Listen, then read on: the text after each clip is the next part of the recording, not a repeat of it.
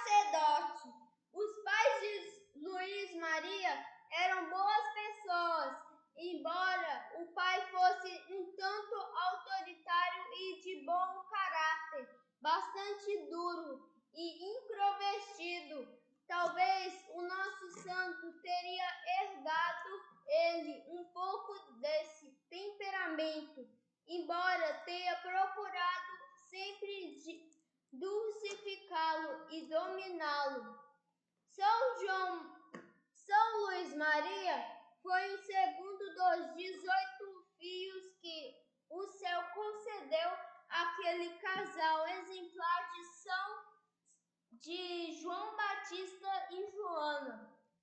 Nasceu em Montfort, pequena aldeia de Bretanha francesa, de onde tomou o sobrenome pelo qual é conhecido. O seu nascimento foi dia 31 de janeiro de 1673. Não excelente ama cristã, que desenvolveu a casa paterna no dia de Nossa Senhora do Carmo, de 1675. Isso parece mesmo um presságio. Todas as noites se rezava o Santo Rosário naquela casa, e além de se abençoar os alimentos sobre a mesa, lia-se a vida do santo, e cada dia o Senhor abençoou seus filhos pais, concedendo-lhes 3 filhos sacerdotes e 3 filhas religiosas. Para confirmar todo o amor que consagrava a Santíssima Virgem Maria, juntou o sobrenome de Maria ao de batismo, e com este nome hoje é conhecido São Luís Maria Grigon de Montfort. Em casa, mais de uma noite, por causa do duro caráter do pai, teve que ir dormir sem jantar. A mãe era mais doce e delicada. Luís se parecia mais com o pai, enquanto seus irmãos herdaram mais características da mãe. Como sentia mais atração pelos livros do que pelos campos de Bretanha, foi enviado para um colégio próximo e orientado pelos padres jesuítas. Quando chegou ao colégio, ingressou na congregação mariana, que então estava em tempo de grande abundância.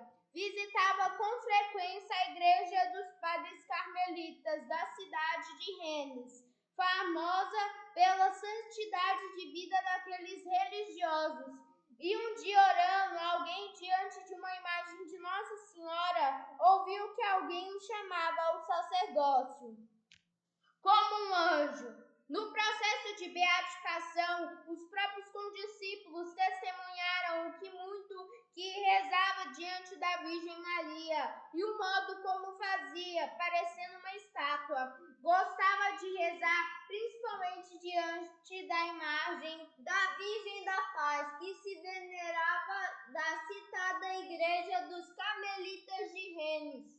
Ali passava os tempos livres que os estudos lhe deixavam e preparava-se para cumprir a missão que tinha sido indicada pela mesma Virgem da Paz. Um dia estava orando fervorosamente diante dessa imagem, quando abriu o coração da Mãe do Céu e Rainha dos Carmelitas, pediu que ela lhe manifestasse os seus desígnios e o seu Divino Filho sobre ele, e ouviu no seu interior uma voz que lhe dizia: será sacerdote. Seu coração saltou de alegria, não contou seu segredo a ninguém naquele momento. Era um segredo muito grande e sagrado para ser esbanjado ao mal entendido pelos mundanos. Luís meditava nele dia e noite e não se sentia digno de tão grande dom. Depois de 8 anos de estudos no Colégio dos Padres Jesuítas de Rennes, dirigiu-se a Paris para se entregar aos estudos de teologia, que cursou com serenidade e dedicação durante 8 anos. Os professores elogiavam a sua inteligência grande, aproveitamento. Os companheiros procuravam-no para pedir ajuda nas dificuldades. Foi ordenado sacerdote em 1700, poucos dias depois que celebrou sua primeira missa no altar de Nossa Senhora de São Sulpício, diante da qual tinha passado tantas horas falando amorosamente com essa mãe amável. Seu grande amigo Blain dizia que quando Luís celebrava a Eucaristia, fazia-o como um anjo. Estava doente visitar-me.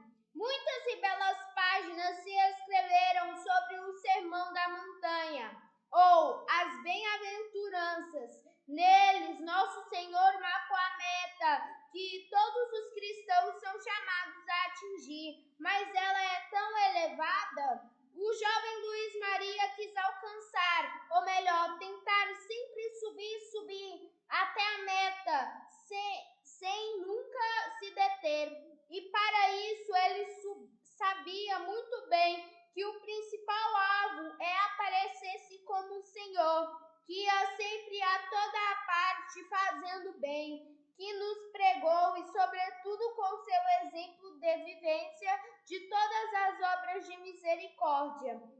Uma delas será, segundo diz o evangelista Mateus, no capítulo 25, aquela que nos dirá no fim da vida, no dia do juízo: estive doente e foste me visitar. O jovem sacerdote Luís procurou com todo o empenho descobrir qual seria a sua verdadeira vocação e sentiu que o Senhor chamava a cuidar dos doentes. Um dia, indo pela rua para a igreja para celebrar a Eucaristia, viu um homem que não podia sequer se mexer e saudou-o.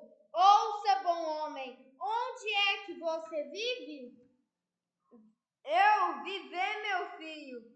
Eu não vivo em nenhuma parte, não tenho ninguém neste mundo. Vou de porta em porta e não encontro-me muito doente. Vou morrer. Não, olhe, eu quero te ajudá-lo. Vou levá-lo a um lugar onde cuidarão bem de você e tornará a ficar bom.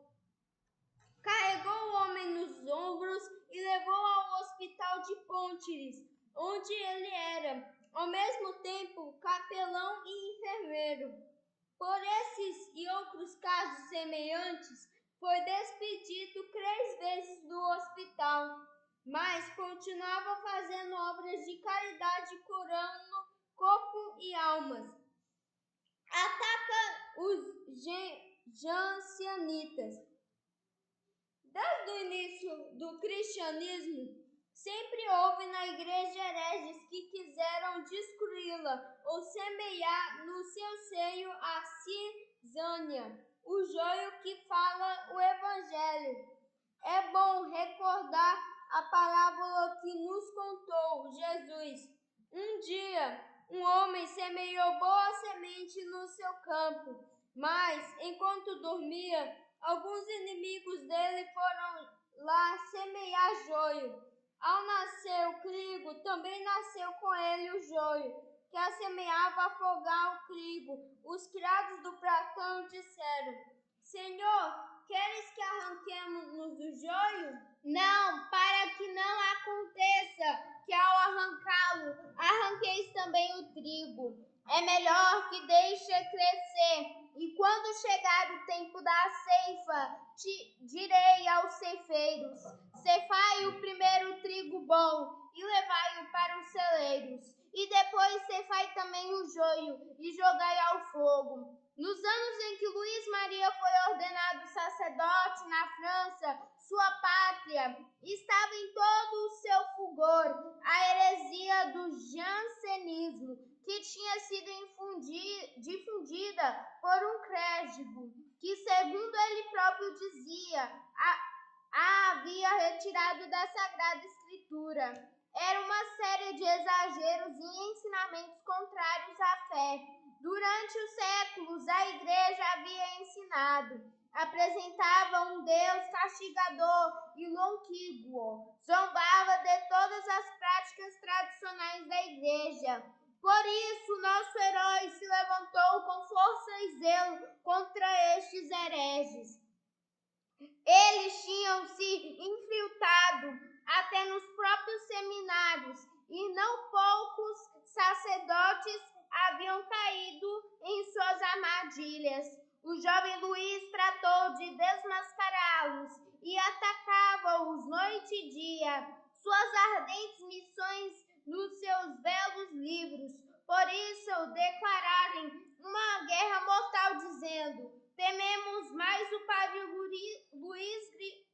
padre Grigon de Montfort que todos os outros sacerdotes da diocese. Onde ele estiver, não podemos fazer nada.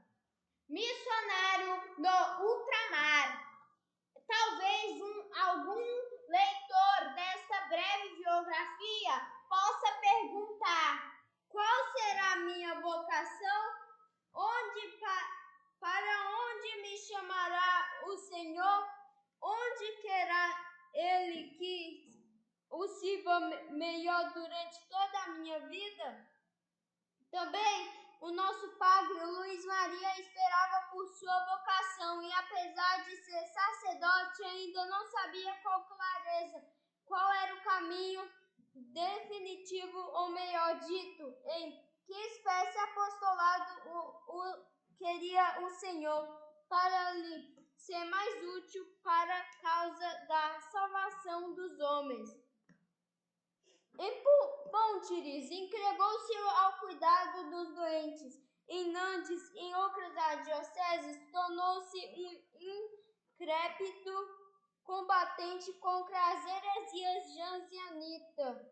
Em Paris, voltou a ser capelão do enorme hospital de La Salpêtrière, onde, segundo ele, havia mais de 5.000 doentes. Aquilo era um mundo de miséria e de injustiça. Por atender e viver a caridade, uma vez foi expulso do hospital, onde fazia tanto bem. Foi assim.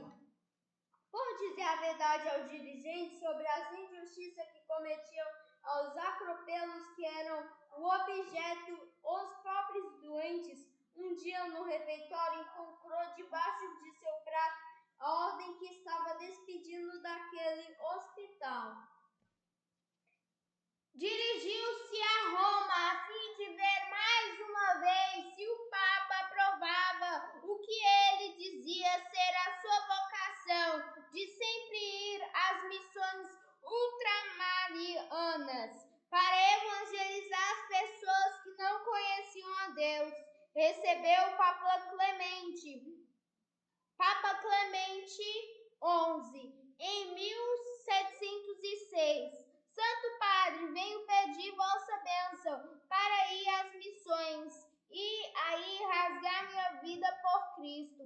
Meu filho, respondeu-lhe o Papa, que já tinha ouvido falar do apostolado que desenvolvia em toda a França. Aquele jovem sacerdote estava prostrado a seus pés. A tua missão é ficar na França, pregar o Evangelho e defender a doutrina da Igreja. Este é o teu lugar.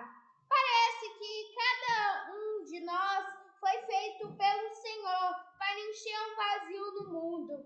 Isto ver-se melhor, sobretudo em algumas pessoas que deixaram pegadas na história da humanidade. O certo é que nós fomos criados para embelezar o mundo num ponto determinado, com o nosso grão Maria, embora nos pareça que não passamos de algo muito insignificante. Não há dúvida que o Senhor tinha destinado Luís Maria para ser um grande sacerdote missionário na sua pátria e para presentear a igreja com seus maravilhosos escritos, pessoalmente sobre a Santíssima Virgem. Recém-ordenado sacerdote, ele próprio notou algo de especial na sua alma e escrevia ao seu bom amigo Legênio: olha, parece-me um milagre. Desde que estou no confessionário, eu mesmo me admiro de como o Senhor sabe discernir o que antes não entendia. E a facilidade de palavras, quase sem me ter preparado para falar dele e da fé. Todos me amam e me elogiam, por isso temo perder-me se deixar morder pelo orgulho e pela vaidade.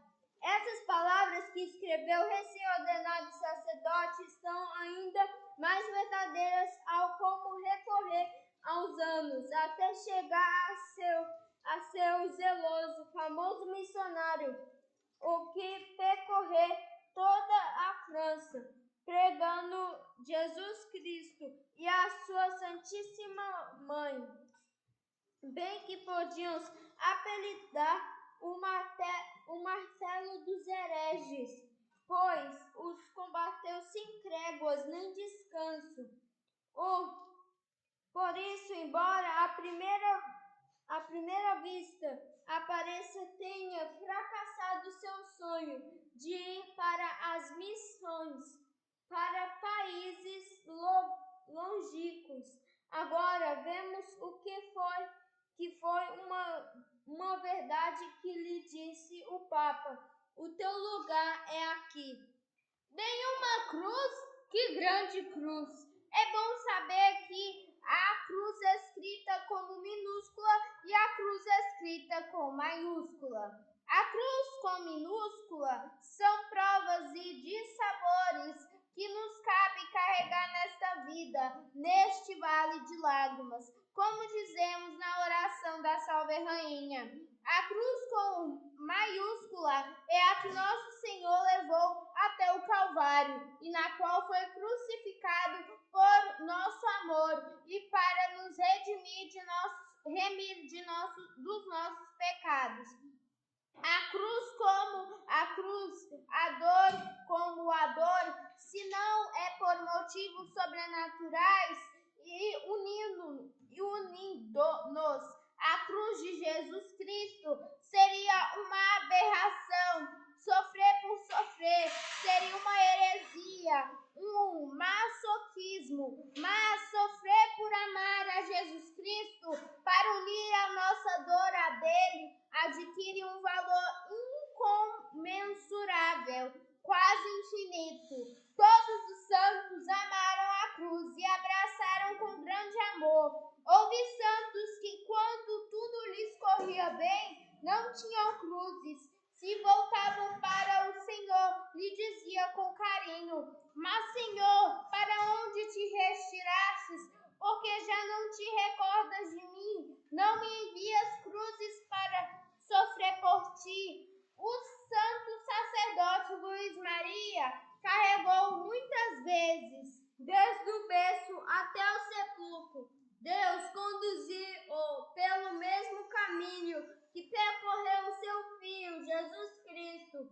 Cruzes do lar, cruzes entre os companheiros de sacerdócio por causa da heresia do jansenita.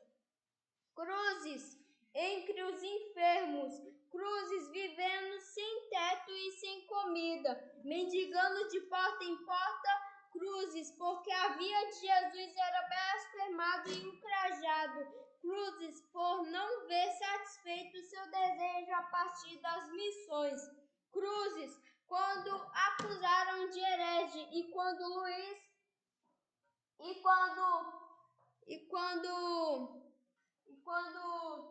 Luís da França mandou destruir todo o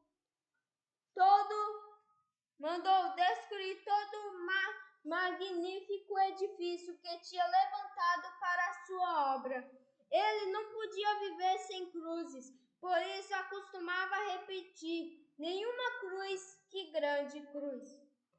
Rainha dos Corações. A Virgem Maria era tudo para ele, no convento dos fervorosos carmelitas dos Rennes.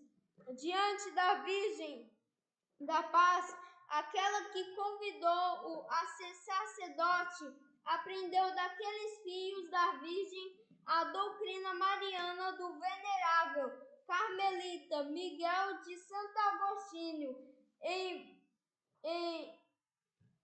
mais 1684, sobre a vida profundamente mariana, de tudo fazer em Maria, com Maria, por Maria, para Maria. Depois das maravilhosas obras, sobretudo em duas delas que foram mais difundidas por todo o mundo e para mais exerceram influência em todas as almas. Devoção à Virgem Maria o segredo de Maria. Ele difundirá esta doutrina tão bela. O grande foi Gregório de Morfode, sobretudo pelas suas pregações, e podemos perguntar-nos: a que se devia aquela fama e aqueles prodígios que operavam com a ardosa palavra? As suas missões eram arrebatadoras. As respostas podiam ser várias. O seu grande zelo, a sua ardente oratoria, os meios de que se servia, procissões e cânticos. Disse que compôs mais de 24.000 versos só para serem cantados nas missões. Mas não resta qualquer dúvida que o meio mais eficaz era este. Levava sempre consigo a imagem da Virgem Maria, que chamava a Rainha dos Corações, e colocava em toda parte onde ia, diante do seu olhar e do olhar de todos os fiéis, no confessionário, púlpito, praças, ruas e nas casas, onde o recebiam. Uma vez usados todos os recursos que sua criatividade e ardoso zelo que lhe proporcionavam, quando já acreditavam que aquilo não caminhava, recorria como a último e seguro experiente a ajudar a Mãe e a Rainha dos Corações. E a vitória era um fato, a graça estava alcançada. O fundador. Em todas as épocas da história da Igreja e do mundo, houve e continuará a haver muitas necessidades. O Senhor, na sua divina providência, vai suscitando homens e mulheres que encarregaram de ordenar ou endireitar as coisas tortas desse pobre mundo. A esses homens foram ordenados com um carisma especial, chamamos-lhes normalmente fundadores, porque o Senhor os dotou de uma graça especial para que a sua obra não terminasse com a morte deles, mas que continuasse os seus fios espirituais para o bem da humanidade e esplendor da Igreja. Um desses grandes homens foi São Luís Maria. Podemos perguntar como e por que o nosso santo fundou vários institutos Mas, para a continuidade da sua obra, ele via-se obra de Deus. Certo dia, em um dos sacerdotes que acompanhava nas suas correrias missionárias, disse-lhes: Padre, por que não escreve umas regras ou estatutos para nós agruparmos ao redor de ti, como fizeram São Francisco e São Domingos e outros santos fundadores? Meu filho, eu não tenho o carisma que eles tinham. Eu sou um pobre pecador e um ignorante. Como vou me atrever a fazer tal coisa? Mas o Senhor o inspirou e o levou a isso, e ele deixou-nos, além de que preciosa doutrina espiritual e de uma vida cheia de milagres, os seguintes institutos que perpetuaram a sua obra: sacerdotes da Companhia de Maria, os Bonfortínios, que são espalhados pelo mundo, e as missões, como o Pai Fundador, as Filhas da Sabedoria, os Gabrielitas ou Irmão de São Gabriel. A apótese. Há um refrão latino muito bonito e muito verdadeiro, ao mesmo tempo, que diz: qual a vida, tal a morte, e outro: como for a morte, assim será a sorte. A vida do nosso herói foi uma maravilha de amor de Deus e aos irmãos, de entrega a eles sem peso nem medida, sem se preocupar nada consigo próprio. Por isso, natureza tão forte se desgastou tão depressa. Ele sentia que iria morrer antes da fundação dos seus institutos religiosos, e antes destes estarem um pouco mais maduros, uma vez que eram muito recentes, pediu conselhos à Mãe do Céu. Ficou consolado ao ver que ela, Mãe bondosa, aceitava ser a verdadeira mãe daqueles institutos que ele colocado sobre o seu amparo e proteção. Várias vezes tinha se consagrado e feito escravo de Maria. Essa mesma devoção será um dos presentes que deixará como herança a toda a igreja. Agora já havia aproximar sua hora. Tinha apenas 43 anos e 3 meses quando o Senhor chamou no ano de 1716. Tinha perdido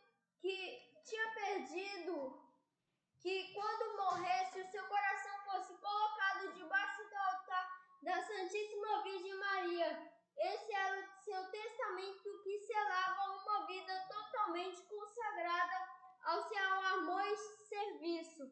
Antes de morrer, chamou os seus filhos e filhas e diz-lhes: meus filhos, amais o Senhor e sua mãe, vivei a vossa consagração, sede fiéis a tudo que prometestes no céu, e pedirei a vós, quando morrer, colocai o meu coração debaixo do escravo do altar da Virgem Maria. Mais de 100.000 pessoas ocorreram por todas partes para venerar santos despojos.